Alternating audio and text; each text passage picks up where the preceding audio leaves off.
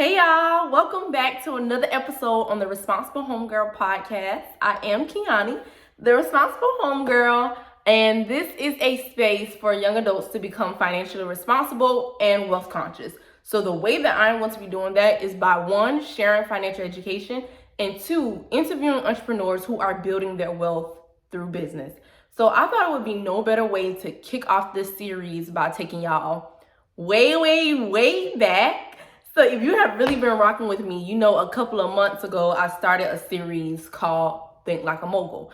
And that series was dedicated to highlighting entrepreneurs in South Carolina, really exposing the greatness that we have in our own backyard. So I want to continue that. I want to, continue sharing those messages, continue showing light and giving light to the people who are doing amazing things, either living in South Carolina or from South Carolina. So no better way to kick it off than to kind of reintroduce Think Like a Mogul. And I'm going to be putting a replay of our very first Think Like a Mogul interview with my little sister, Nya Epps, aka Mz.Trending. She has a salon called Good and Ghetto. And in the episode, she's going to share so many things about going to college, why she dropped out, starting her business, what she has learned since starting, and doing all of this at 21, which is a very young age. So I hope y'all enjoy this episode.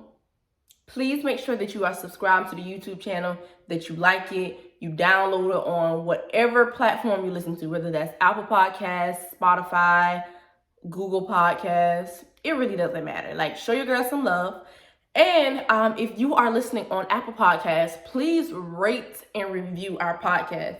Give it a 5 stars if you think it's 5 stars. Leave us a comment. I'm going to get in the habit of reading reviews and reading feedback on the podcast. So I would love if you are the first one to rate it, review it. That would, warm my heart, of course. And it will also help other people find my podcast and get introduced to the Responsible Homegirl. Because, we cooking up some greatness over here. Period. When I tell y'all, this is the go-to place for young adults to learn more about financial education, building wealth, entrepreneurship, all of that good stuff. This is the place. So I hope you enjoyed this episode that I am putting in right now. Thank y'all so much for tuning in, and I'll see y'all at the end. It's on, for real. Get your water, get you some wine. I should have had some wine. With exposure, execution, and consistency, there is nothing you can't do. Just keep planting.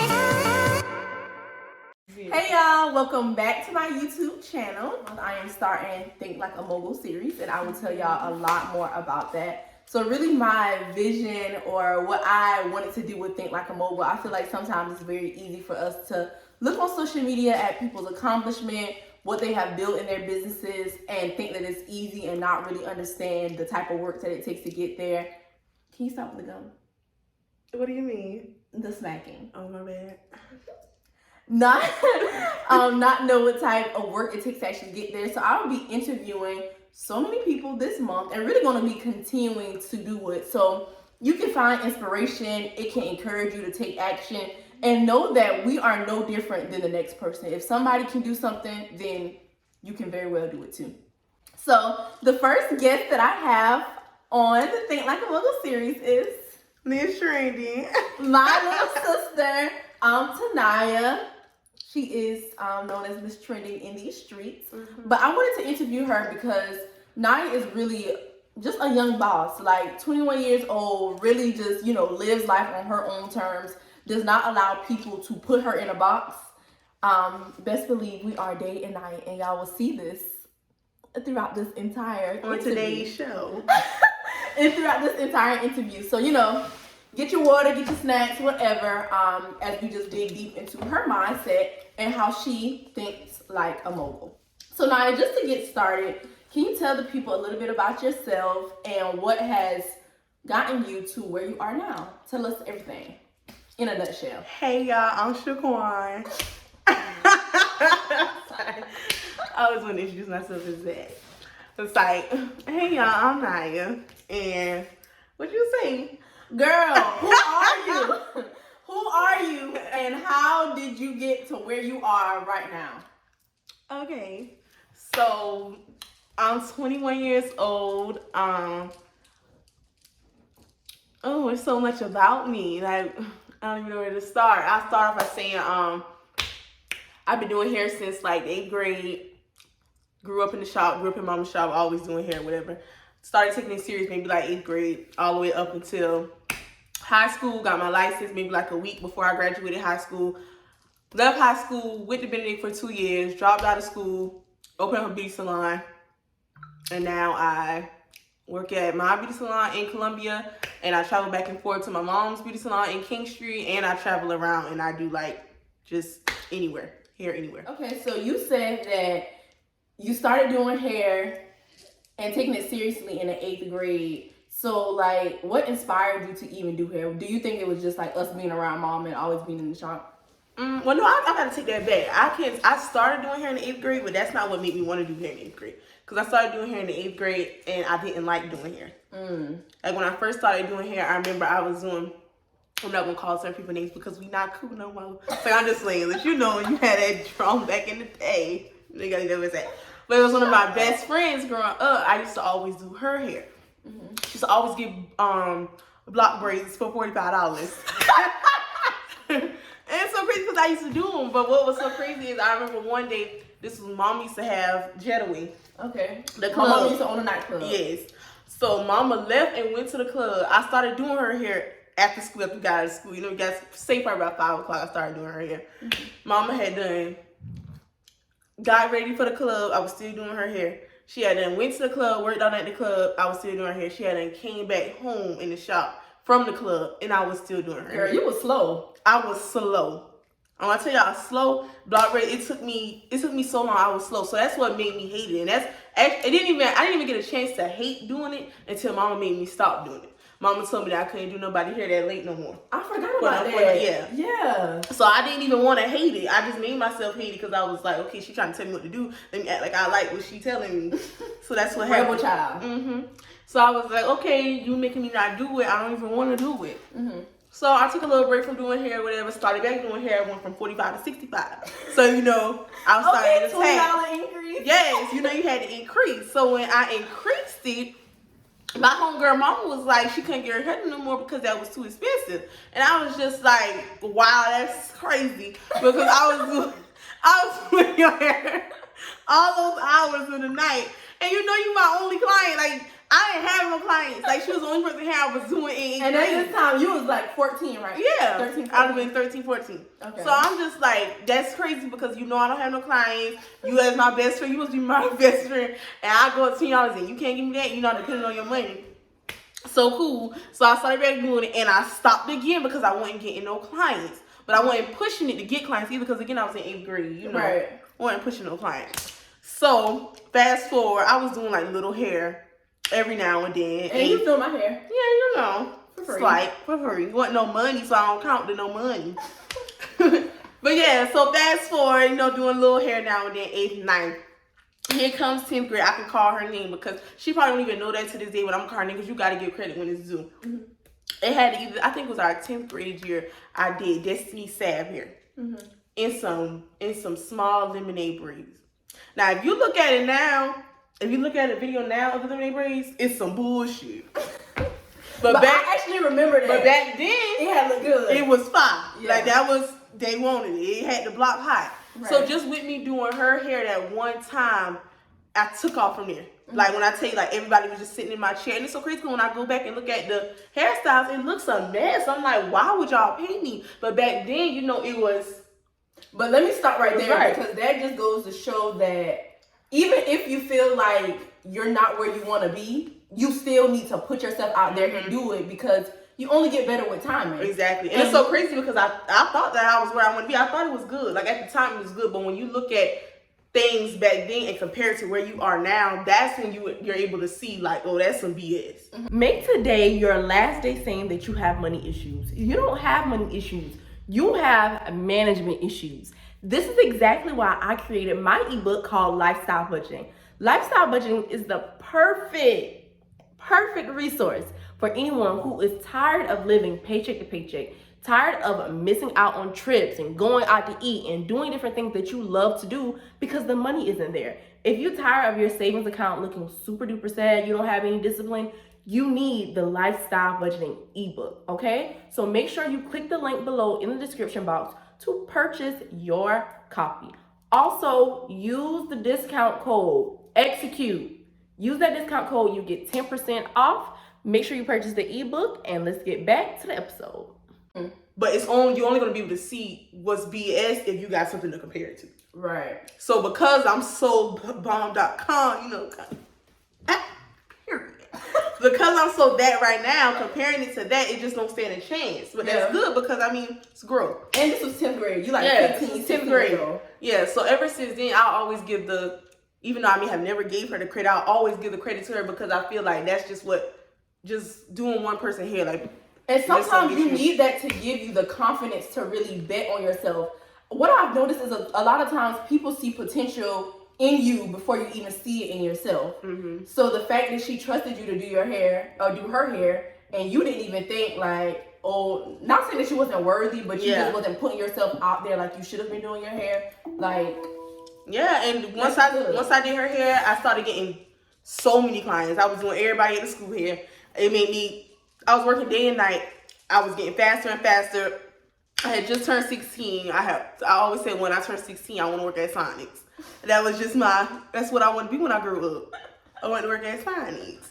So, and she ended up getting fired. Yes, I did. But it's cool though because I got Shut up. Right. It's on for real. Because she cost me my job. Can you be quiet? Yeah. Let's get back on track. I'm sorry. So anyway, I had my first job at 16, but it don't even count because I only worked there for a summer. Okay, can we stop right quick? And I want to go back because I remember growing up in the house when 10th grade year, your business did, start booming. And you and mama, y'all had an argument because mama was telling you that you didn't know your worth. Mm-hmm. You was in the shop morning, noon, and night. Well, not morning and night because she had school, but even on the weekends, she was always in the shop. And mom was like, you doing all this for $50, $65. So can you tell us $40. So can you tell us now, how have you really changed your mindset about pricing? Because now your prices are premium. So can you tell me what it took for you to change your mindset and really just really know your worth to go from $45, $50 to upwards to 500 plus now? Most definitely. What I like to tell people is I like to kind of compare it to, how you be telling those, you quick to call a female dumb because she won't leave her nigga alone. Yeah. That keep putting her through all this kind of stuff. You're like, oh, she dumb. She dumb. Really? He calling me? She dumb. But yeah. So I like to tell people you just got to keep being dumb. You got to be dumb for a minute. You ain't going to know you dumb until you be dumb for a little minute. So the same way she keep going back, she going to eventually get the point, but you ain't gonna get it until you go through it. So I had to be in here day and night. I had to be in here tired. I had to be in here sleepy. I had to be in here to the point to where I didn't want to do hair for no little bit of money in order to go up. I wasn't gonna go up on my prices if I ain't for the reason to. Because at one point in time, I felt like if I was to go up, I was gonna lose them. Oh. But you ain't gonna lose somebody. You ain't gonna lose somebody that you got regardless. Go ahead. Yeah, because a lot of times people, they gonna rock with you. It don't matter what it is. If you tell them it's $12, they gonna be there at $12. And you tell them it's $1,200, they gonna be there at $1,200. Right. But as long as you telling them 12, they gonna give you 12. Exactly. So you can't be scared to tell them something because if your work good, if you're the bomb.com, they gonna be there. I'm telling you. Right. I went up from $45 to $250. To $350, to $375, Come to on, $425. Come on. And it's the same people. I got the same people. Plus more. I got even more people. But what I'm trying to say is I didn't lose nobody. Yeah. And the people that I did lose, it's okay because I don't want the 45 no more. Yeah. So you're gonna lose some people. But it's not gonna be nothing compared to the people you're gonna gain. It's not gonna be nothing compared to the people that's gonna stick with you. Right. So you need to start low and switch it up so you will be able to see your clients that's gonna ride, the people that come on. You just gotta target what you want. And I was tired of targeting 25, 45. I wanted to target stimulus checks. You're so stupid. I wanted that stimmy. So listen, so what I got from that just now is like basically the fear of losing. Mm-hmm. And I want to talk a lot about fear because I will say that we are very blessed. Like, we grew up in a household, a single mom household, but my mama, she really like wasn't scared of nothing. Like, she tried her hands at so many things, was super successful, but my mom is known for hair. Mm-hmm. She wasn't scared, so I feel like us being raised around that, we are not scared to bet on ourselves. Yeah. Even if we fail, like, my mom has always teach us, like, it's something to learn out of that quote-unquote failure. So what I want from y'all, or what I want y'all to get from this about pricing, is don't be afraid. Mm-hmm. Those $12 clients, like I was just talking about, they gonna use you until they can't use you no more. Yeah. But them $1,200 clients that you want, baby, they are out there for you. But if you are afraid to even say, I am worth this, or my time is worth this, you're never gonna see it. Yep. And my thing was, I feel like I was so much scared was because hair was all I had. Like, that was it for me. Like, I wasn't working. Like, I like to tell people I ain't never worked a day in my life. I don't count on it. I was 16. I got fired. I don't even count it. But I like to tell people I ain't never worked. Mm-hmm. Like, I've been an entrepreneur my whole life. So just the fact that... Girl, you're 21. Yes. I've been in the industry for 36 years. Yes. But yeah, like, I have to tell people I ain't never worked a day in my life, and that's a flex. That's a huge flex. Mm-hmm. I don't care. Most of somebody say they ain't got no job, and you looking at them like, why you don't got no job? Are you scamming or what? Exactly. Or what? But if you're able to say, it's a difference between I ain't got no job and I ain't never had to work a day in my life because I'm an entrepreneur. Right. So fast forward us now. You're telling us about 16-year-old Nya. You graduated high school. You took compounding in high school and passed your test. Mm-hmm. On the first try. So now tell us about your decision to go to Benedict, your decision to drop out and then create a salon. Ooh. Okay, y'all. Basically, long story short, I went to school because I needed to get away. Like, growing up, I was not off the porch. Like, I was in the house. Like, anytime that I did jump up off the porch, it was because I was just doing it.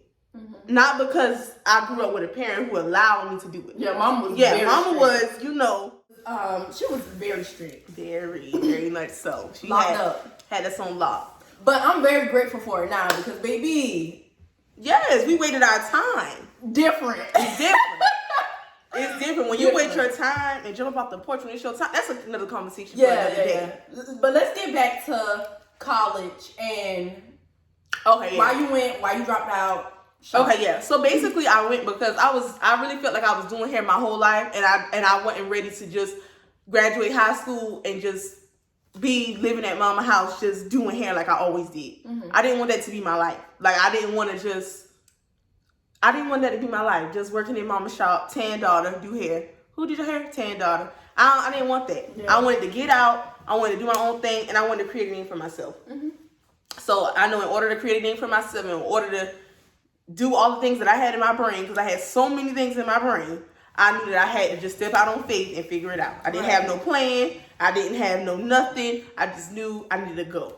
Mm-hmm. So that's what I did. And the only way that made sense for me to go at the time was school. So I was like, why not go there, have a couple of drinks.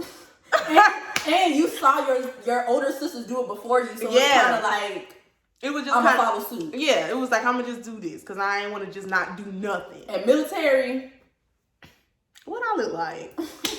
So yes, I was like, okay, it's school. I'm gonna read a book or two. So 0. I didn't read nothing, y'all. So yeah, so I went to school, and I'll tell anybody to this day, if I had to do it all over again, even though I dropped out, if I had to do it all over again, I would do it the same way 3 more times. Yeah, I don't change nothing about it, because when I went to school, I made a name for myself. I got out there, I gained so many clients. Mm-hmm. I went to Columbia feeling like Columbia was just such a big place. And now I'm in Columbia, go back and forth, leave Columbia, live in Columbia, and it's like a whole nother King Street. That's how small it is. That's how small it is now. But it's only small because I worked the whole city. Like, I made it a King Street for me. Yeah. So I just feel like that's what you got to do anywhere. You got to take over wherever you at, and you got to make it small. Right. Like, you got to make it small. Mm-hmm. It may start off big, but by the time you leave, it need to be small. So can you talk a little bit about how you even put yourself out there? Being new on a college campus, for one, transitioning going from high school to college, it's a transition, especially when you're from King Street and you grow up like, I won't say sheltered, but you just grow up with the same people from kindergarten. We have like 3,000 people in this small town. But going to college, you get exposed to so many people from so many different places. Yes. So how did you navigate creating a name for yourself? Because that is very important. Yeah, it was so easy for me. It was so easy for me, y'all, because honestly, I'm such a people's person. Like, I'm so friendly. I'm such a people's person. Like, I'll talk to a rabbit. Like, I'm so... I'm just so... You know, I'm just like that. So I'm loud. I like to talk in my mouth. That's one thing I've never been scared to do. I've never been talking in my mouth. Right. I feel like if you want something, you got to go get it. Yeah. And I've always been the type to attract people. My image alone attracts people. Image! Yeah. So like I don't really even have to say much. Yeah. But the crazy thing about it is I say a lot. I say a lot. So I say a lot, I do a lot, and I look like a lot. So I automatically attract people. And that's what I like to tell people. People like to be like, why you do this? Or you need to do this, a professional this, you need to look like this. Image is everything. I'm sorry. It's just the certain things just gonna bring certain things. You have to look the part. Look the part. People know I do hair before I do hair. And I'm not saying like, you know, we was raised a little differently, so we think that everything is a fashion show. Everything don't have to be a fashion show, but when you step out, step. Like I tell people, when you open your mouth. Like, confidence is key, and people can tell that a mile away. So whether you're going on a college campus or to a new city, you really have to put yourself out there and make a name for yourself. Yeah. Don't allow people to put you in a box like you have to look a certain way. No, look like who you are. Do you see me? And do you see me? Like, it's it's different, but Kionnie is not the same as how Nya goes. Exactly. So don't try to mimic or basically be somebody that you're not. Be comfortable in the skin that you're in and own it. Yeah, because people gonna be able to tell. Yeah. Whether they know you or not, people can tell a fake from a real. Yeah. They gonna know when you're pretending. Right. So it's just like, just be yourself. Don't be scared to be yourself. Some people gonna toot their nose up. Right. Some people gonna look at you like. But that's not your business. That ain't your business. That has everything to do with them and not you. Not you. And they gonna come around. So now back to why leave Benedict? Why drop out? I left Benedict because I felt like I had did what I came to do. Honestly, in the back of my brain, I was like, okay. But you didn't graduate though. I didn't come to do that. And that's the crazy thing. I'm being real with myself. I didn't come to do that. I didn't go to school saying, oh, I'm going to school. I'm majoring in... What was your major? I was majoring in business because that's what we on the movies. It'd be like, I'm a business major. So, I mean, I just found something to major in because, you know, I needed a reason to be there and I had to have a major. This episode was sponsored by Mainvest. Mainvest, oh my gosh, y'all. It is an app that I am completely in love with. And the reason why is because it allows you to invest in small businesses. Or should we say scaling businesses? Because I don't really like the idea of small because we're not putting nothing little, nothing small, anything like that in front of nothing that we're doing. But you get the clue. Businesses that are not as big as an Apple or as big as Google or Amazon. Yes, you get to actually invest in these businesses. The thing is though, when you invest in these businesses, you don't actually get equity in the business. It's almost like a loan to the business. So you'll get your money back plus interest. And you get to decide what small businesses that you actually want to invest in. So it is a great way to put your money in a place where you know for a fact you're going to get your money back plus interest. So please, if you are interested in making a difference within our local business community, make sure you check out Mainvest. But I didn't come to school saying, okay, I want to be this doctor. I'm going to buckle down, getting these books. I'm going to graduate in 4 years. I didn't come to school saying none of that. I came to school saying, I want to be in this. I want to be involved in this. I want to go to this party. What I'm going to wear when I get there. What I'm wearing to the calf. I had outfits to the calf, y'all. That's where my mind was at. My mind was on everything but graduating. So that wasn't never in my brain. Got you. So I decided to leave Benedict once I really felt like I had no purpose there. Like I had no purpose there. Like my whole first year I came there, I ran for Miss Freshman. I won, of course, because I'm a winner. And winners win things. Girl, shut up. But yeah, so I came there, I was Miss Freshman, and that helped me like 10 times even more. Yeah.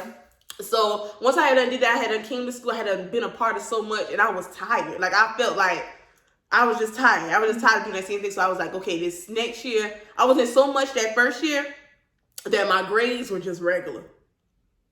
Or just regular. I think my GPA was a 2.4. Is that regular or is that bad? It seemed regular to me. Debatable. I mean, it's not really compared to you because you got like a 5. Girl, the highest you have is a 4.0. Well, you had that. I didn't have that. Well, she had something like. But let's talk. So going back, be honest. Were you ashamed to say that you were dropping out of school? I wasn't ashamed at all to say I was dropping out of school. Okay. I was ashamed to drop out of school and didn't have nothing to do. Got you. Okay. I had already told myself I'm not leaving here without knowing my next move. Leaving where? Benedict. Okay. Yeah. I wasn't gonna dare do that. Mm-hmm. I'm not embarrassed of nothing. Even if I am embarrassed of something, I'm gonna work my way around it and figure it out to where I'm not embarrassed before the world sees it. Right. So I was never embarrassed to drop out of school, but I knew I had to be like, I dropped out of school, but bam. Yeah. So you called yourself a planner? Yeah. I started planning then. Mm-hmm. I had never been a planner before. But I knew then, I was like, I gotta have a plan, because if not, I'm gonna be a bum. I'm gonna be back in Gate Street talking about the same people, being the same people that I talk about. And I did not want to do that, because I want to continue to talk about y'all. I don't want to, I'm just saying, like, I didn't want to be a hypocrite. Like, I didn't want to be what I always tooted my nose up at. Yeah. So I just know I had to figure it out. I was like, I got to figure it out, because now it was them the other day, but now it's me. And and I feel like that's something very important to touch on, because we are very quick to judge people, to talk about people, but it can be them today and you tomorrow. My mama always say that, and it is so real. It can be them today and you tomorrow. And I had already said it wasn't gonna be me tomorrow. But honestly though, you really gotta humble yourself, because life has a way of showing you that you're really not no better than anybody. Exactly. But you do have to get your stuff together and really, what can I say? Like, get your stuff together, but also just enjoy the journey, because it is a journey. Everything happens for a reason. Yeah, most definitely. So I just knew that I had to have a bam. I had to be like, I dropped out. But so your plan to always, like, open up a shop? My plan always was to have my own shop. That wasn't my plan at the moment. So what was your plan at the moment? I didn't have a plan at the moment. Like, I took, like, I was still in school, but I wasn't going. Like, I would be, like, sleeping in. I would be, like, I found myself just falling off, like, completely. Like, I wasn't going to class. I wasn't doing nothing. I was just living in Columbia. I was still in school. I was going to class when I wanted to go. But, I wasn't doing no work. Like, Were you working? Were you doing hair? Yeah, I was still doing hair. Like, I was always doing hair. But I was actually missing, like, I didn't go, anytime I went in class, it was because I was doing it. Like, I was always doing it. Okay. Always. I was leaving class. I had excuses from classes by, like, different people who worked at Benedict because I was doing their hair. Wow. They didn't care nothing about you. Nothing. But but I don't look at it like that. I look at it as they did care. They cared about what I should have cared about. You're right. Which was the hair, which was what I was good at, which is what I needed to be doing. Yeah. So I thank God for them, because if it wasn't for them pulling me out of class, if it wasn't for me always doing their hair, I want to realize that I needed to be doing their hair and not in that classroom. Yeah. So I thank God for them. Because school is not for everybody. It's not. And what I want us to normalize is leaning into your God-given talents and abilities. Mm-hmm. Don't just say, I'm going to school because you feel like that's what's going to make you a lot of money. Or you feel like that's the norm. Exactly, or the norm. Baby, brains, and I'm a smart person. Like, I have been smart, straight A's all my life. And of course, if I had to do it again, I would still go to college, still graduate from college, However, I just feel like going to school does not equate to success. Mm-hmm. You really have to bet on you more than anything. So I love that you say that you thank God for them, because you really wasn't focused on what God gave you. Exactly. To serve other people. God gives all of us something to serve somebody else, but sometimes we're so busy running away from it that we don't hone in on it, and He can't really cultivate the best version that He created us to be. Yeah, honestly. And I feel like he just kept putting people in my life to just be like, no, Nya, I need you to do my hair at this class time, at your class period. He kept sending people that needed their hair done when I had class. And it's so crazy because when I did have class, I ain't had no clients. Okay, so now tell us, let's skip to Good and Ghetto. The vision behind Good and Ghetto, the birth of Good and Ghetto, the challenges of Good and Ghetto. Like, just tell us all, because sometimes people can look, like I said earlier, at social media and think that it's all rainbows and sunshine. Even me as a new business owner, business is hard. It's hard. It's very hard. So can you give us some insight, like I said, to the beginning, the vision, the challenges, all of that good stuff? Okay, the beginning was great, amazing. It was all of that and more.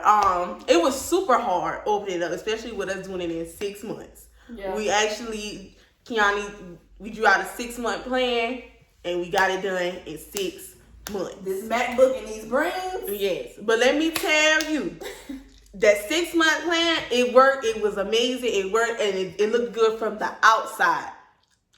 But it's like once that 6-month plan is over and it's time to run that business, it's just like you got to run that business, and it's just so much to it. It's all kinds of stuff. But even once a business is open, it's so much behind the scenes. It's so much work. Yeah. I mean, if I had to do it all over again, I would definitely have my own building. I wouldn't I don't regret it, but it's just so much work. Like, it's just so much money I had to put out up front with getting everything done in 6 months and opening up the shop. But it's still so much inside work that y'all wouldn't know nothing about, because y'all would just come in, sit in a chair, and get your hair done.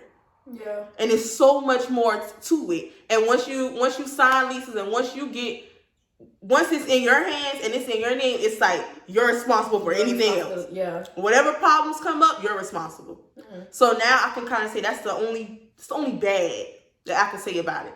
But what have you learned? Like, there's a difference between being a stylist that makes a lot of money and being a business owner. Yeah, there's a huge difference between the two. And that's what I had to realize, because for a long time I thought I was a business owner. I thought I was a business owner. I'm going to be a business owner, but right now I'm not a business owner. Right now I'm still a cosmetologist. I'm still a hairstylist. I'm still a hustler. That's what I am still right now. I have to get the mindset that I'm a business owner. Because right now you're just self-employed. Yeah, right now I'm just self-employed. Right now I'm just working. I'm just doing it. Yeah. But I don't have that I'm a businesswoman mindset, because I'm just still so stuck on the way I do things. When you're running a business, you really have to be every job title there is. Yeah. And I still have to get my mind wrapped around that I'm a business owner and I need workers. And I appreciate your honesty and transparency too, because like I said, we look from the outside thinking that everything is all good, but it's a lot to learn, and sometimes you don't even learn this stuff until you actually get in it. Get your feet wet. I didn't realize I wasn't a business owner until I owned a business. I got a business. I'm not no business owner. It's so hard. I get so much work. Like, it's just like, you have to be, I'm technically a business owner, but in my brain, I ain't no business owner. I'm just trying to do your hair. That other stuff is hard. That other stuff is so much to keep up with. Like, you have to be a business owner on the outside to the people, and in your brain, and on paper, and on everything else. Yeah. So, Good and Ghetto, where did you get the inspiration to even create or even think of Good and Ghetto?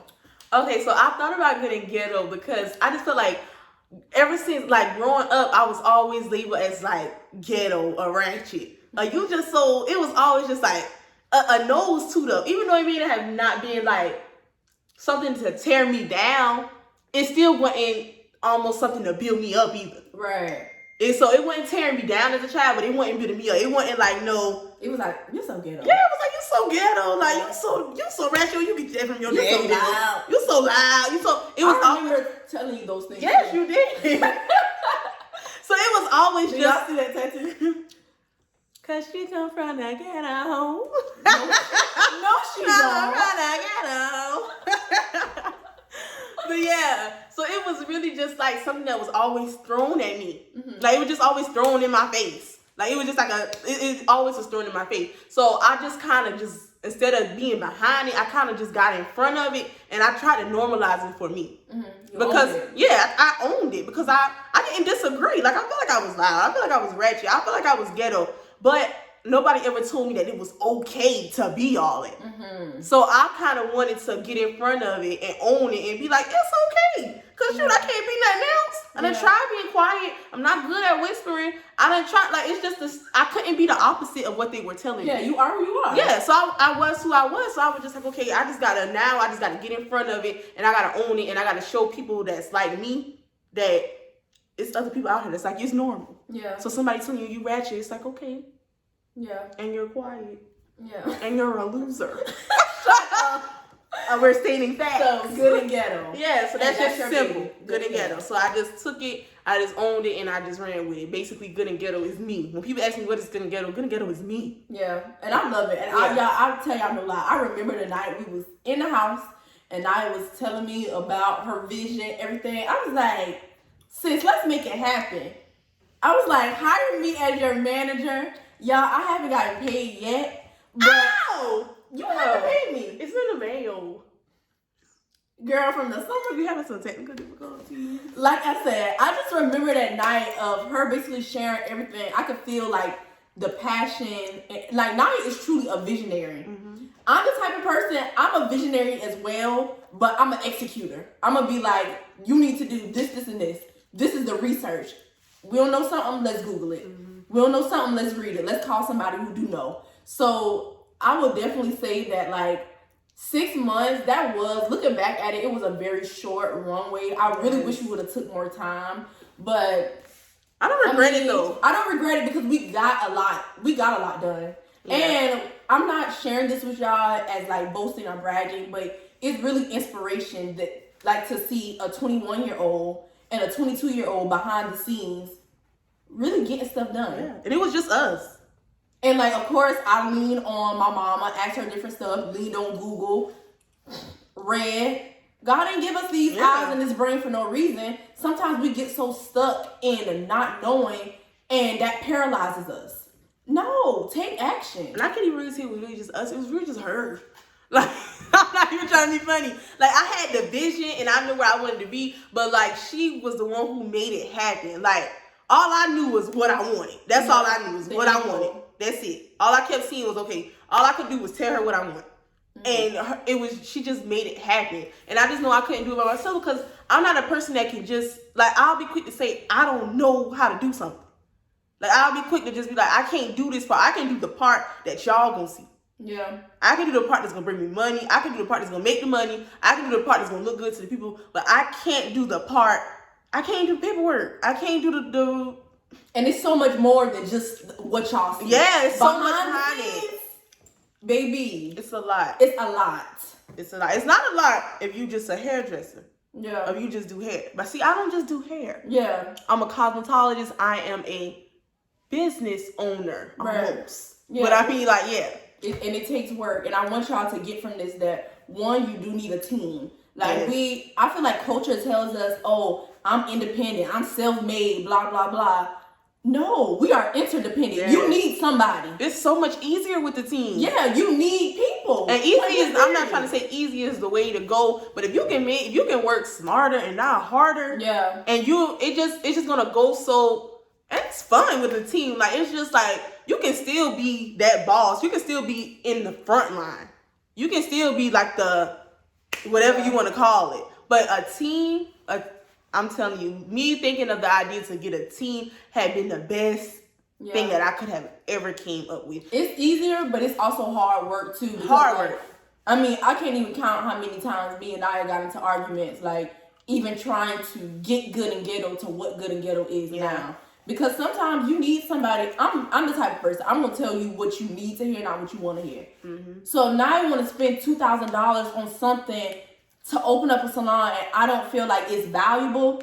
I was gonna tell her that. No, you don't need to spend $2,000 on furniture or $5,000 on furniture. You're not there yet, baby. Let's do some baby steps. Yeah. So you don't need yes men in your corner. Yeah, and that's something that I really didn't need because I'm not even a axer. I'm really just like a spender. Like, I want this, chandeliers, this, that. That's how I am. So I feel like I needed Kionnie to be like, no.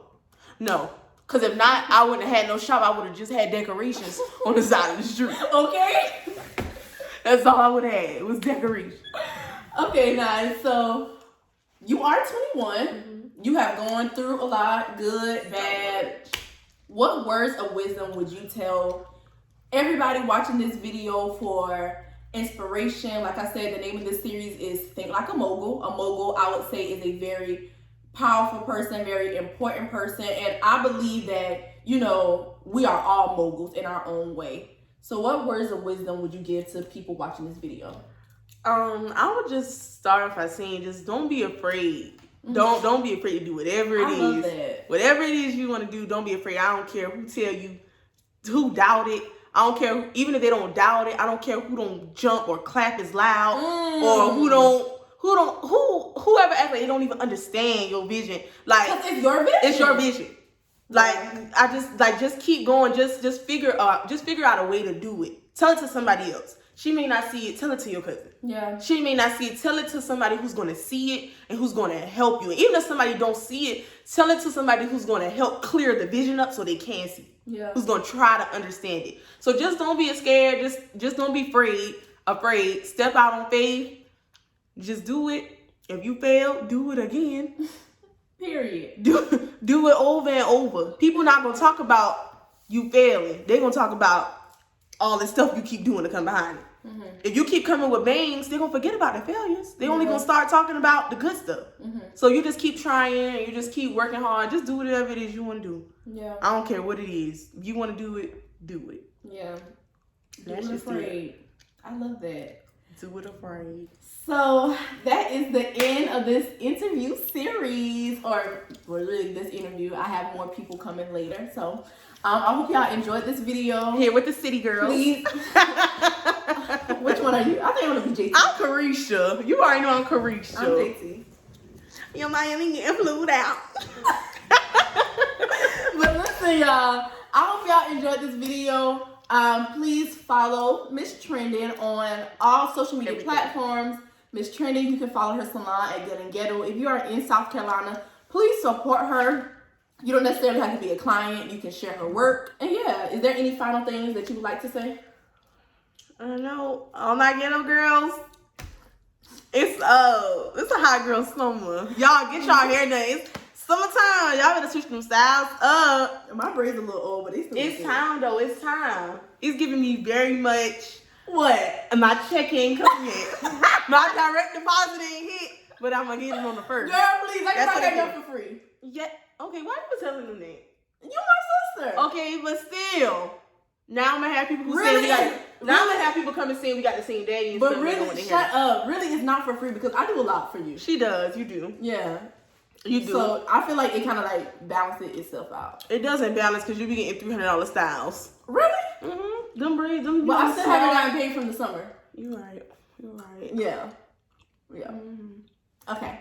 So bye y'all. I hope y'all enjoyed this video. If you are not following me on IG, follow me at The Responsible Homegirl. Stay tuned for more heat, more content. Bye y'all.